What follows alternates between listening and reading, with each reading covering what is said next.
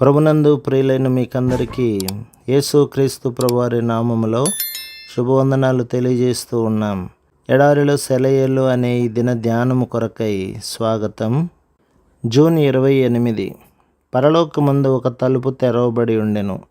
ప్రకటన గ్రంథం 4వ అధ్యాయం 1వ వచనం. యోహాను పత్మాసు ద్వీపంలో ఉన్నాడు. మనుష్య సంచారం లేదు. అంతా రాతి నేల. దేవుని వాక్యాన్ని, క్రీస్తు సువార్తని ప్రకటించినందువల్ల అతనికి ఆ ద్వీపంలో కారాగార వాసం విధించారు. ఎఫెసులోని తన స్నేహితులకి దూరమై సంఘంతో కూడి దేవుణ్ణి ఆరాధించే అవకాశం కరువై పోకిరితనం, శత్రుభావం మూర్తీభవించిన తన తోటి ఖైదీలే సహచరులుగా ఉన్న పరిస్థితుల్లో అతని ఎదుట ఒక తలుపు తెరుచుకుంది. దర్శనాలు కలిగాయి. యాకోబుని గుర్తు చేసుకోండి.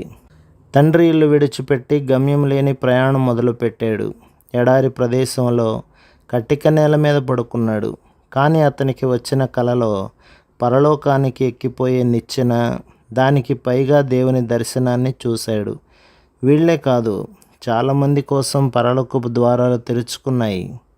అయితే ఇహలోకంలో వాళ్ళ పరిస్థితిని బట్టి చూస్తే వాళ్ళకు అలాంటి దర్శనం రావడం ఆశ్చర్యమే.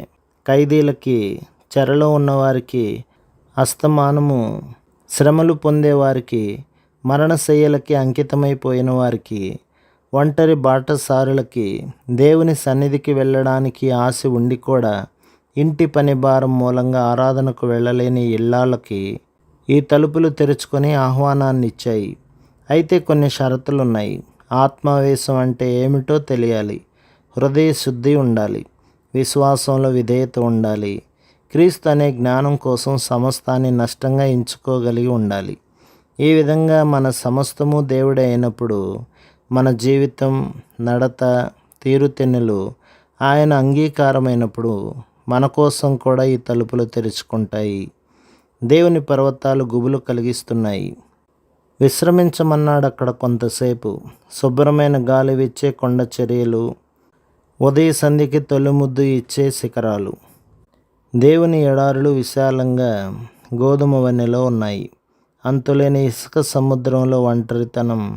అక్కడ ఆయన పరలోకపు తెర పైకెత్తాడు. ప్రభు మిమ్మును, మీ కుటుంబమును, మీ సంఘమును దీవించి ఆశీర్వదించునుగాక. ఆమెన్.